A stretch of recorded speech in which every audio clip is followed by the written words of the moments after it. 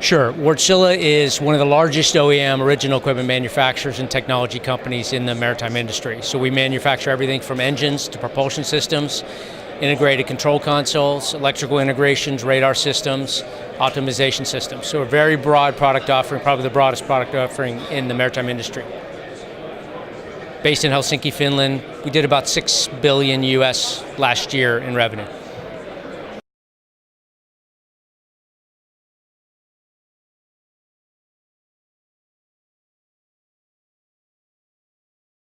Sure. I mean, probably the biggest thing with our industry is there's a tremendous amount of data available, but it's not being used. It's not in formats or in databases or algorithmic tools that enable us to tackle those problems, whether it's safety, whether it's optimization. So probably one of the biggest things you're going to see, and one of the biggest things we're working on, is integration of those data streams, so that the efficiency of the vessels, the efficiency of the business decisions, things like artificial intelligence for safety driven by big data, all those streams are communicating and working together. Therefore, achieving the goals of the owners, the charterers, and the investors.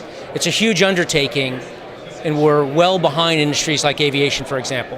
So that's really the direction that we're moving as a company to try to tackle those challenges.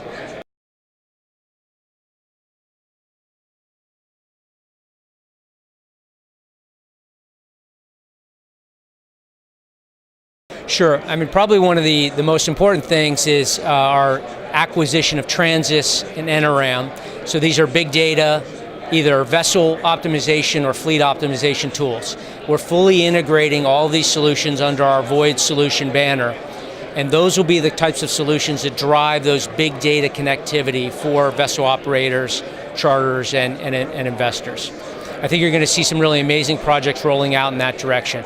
And it also ties in with things like autonomous vessels. The same data that drive efficient operations can help drive autonomous operations and safety all at the same time. So those integrations of those technologies will be driving this industry forward. And then secondly, the other important thing is everything we're doing not only for 2020 compliance, but really we're thinking about 2030 compliance and 2050 compliance.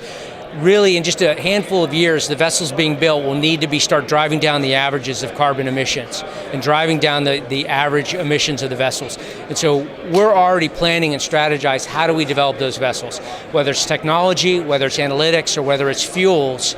Those are the keys to achieving things that are really right around the corner in the whole scheme of things.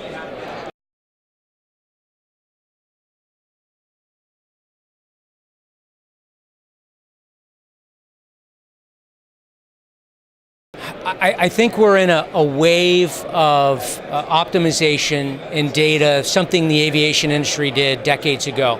And I think you're going to see no stop in the integration of big data for safety, for better fuel economy, and lower fuel emissions. And that means more profitability for the industry. I don't think we're at a time now where we really can't ignore this anymore. There's a tremendous amount of pressure on the industry, first with 2020 compliance, but as we go forward in reducing our greenhouse gas emissions, that's really where the focus is going to be. How do we achieve those goals as an industry?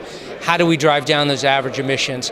I mean, and these are projects that as Wärtsilä we've already done. I mean, we've done a tanker series with TK that achieves or nearly achieves 2050 goals today. So it's not out of reach, but we need to make sure we find ways to do that viably and economically for all the operators in the industry. And I think that is going to be the focus going on, particularly once we get past January 1st, 2020, work our way through that particular regulatory hurdle. It's going to be the future of reducing greenhouse gas emissions.